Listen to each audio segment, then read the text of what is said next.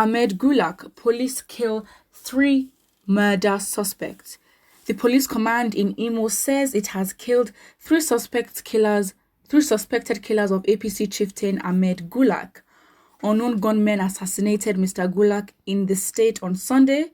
In a statement by the command spokesman, Bala Alkana, the police said, eyewitness accounts, especially the account given by the driver of the vehicle that was conveying Ahmed Gulak to the airport before the attack, gave a vivid description of the assailants and the vehicles that they used in carrying out the attack.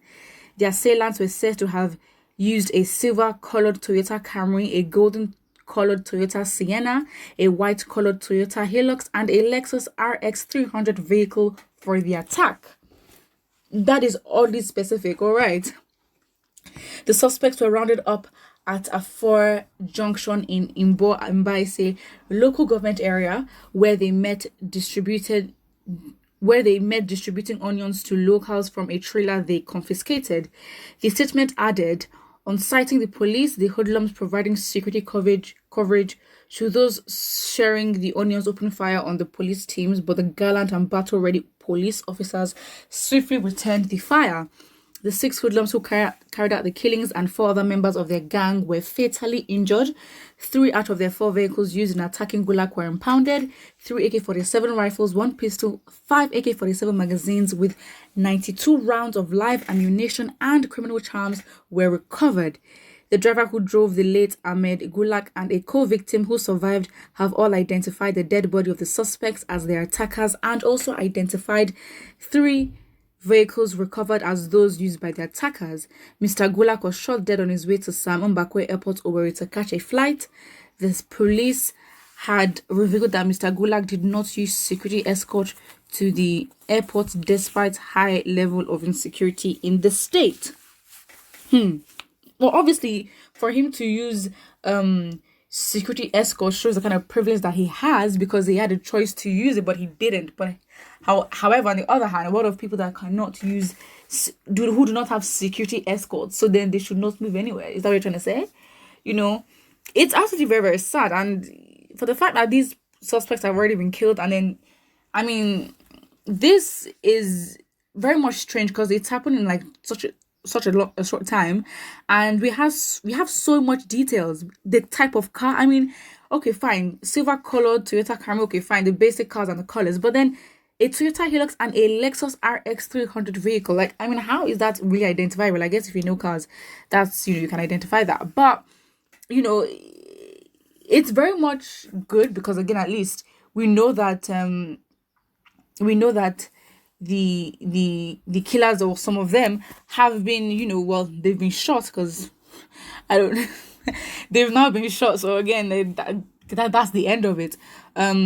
But I still think that more investigation has to be done with the driver, because then who would know, who else would know that? Because again, they carried out the attack, but we need to know the mastermind and who intended for this man to be killed. Because again, who else would know that this man was going to an airport? Of course, the driver, yes, yeah. But my point is that the driver as well should also be questioned and investigated, because seems very odd and too specific. The whole Gulak story sounds fishy. Why was he in Imo State? Who invited him? Someone gave them his itinerary. They didn't just run to him by chance. Exactly. Why would they just spare the driver if he could recognize them? And in less than 48 hours, the same set of assassins were recognized sharing onions. It is literally so... Yeah, I understand. Sounds like a bad scriptwriter. Something doesn't add up here. Yeah, that totally makes sense. It really does. It really does. Sometimes people are wicked. When Gulak was killed, they didn't say anything, but when police found the killers and killed them, they said police killed innocent people. Well, you're in a country that literally is upside down. What do you expect?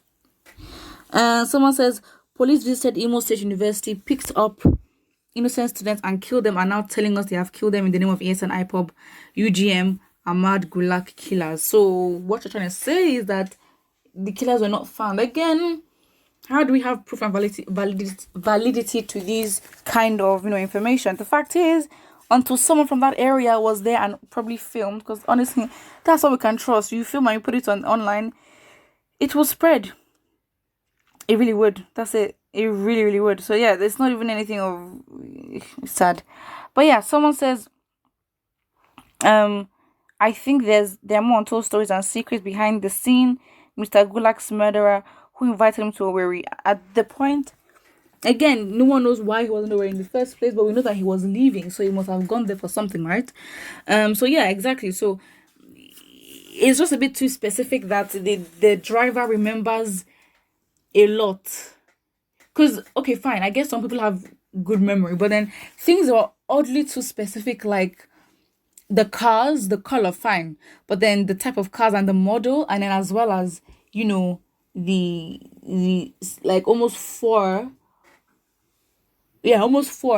of the assassins, like he could recognize their dead bodies after and say these were the ones that were attackers. Because again, in this case, by that, then the case would be closed. But then the case should not be closed because we need to understand who sent them. You can't just waste suspects like that. And I don't know.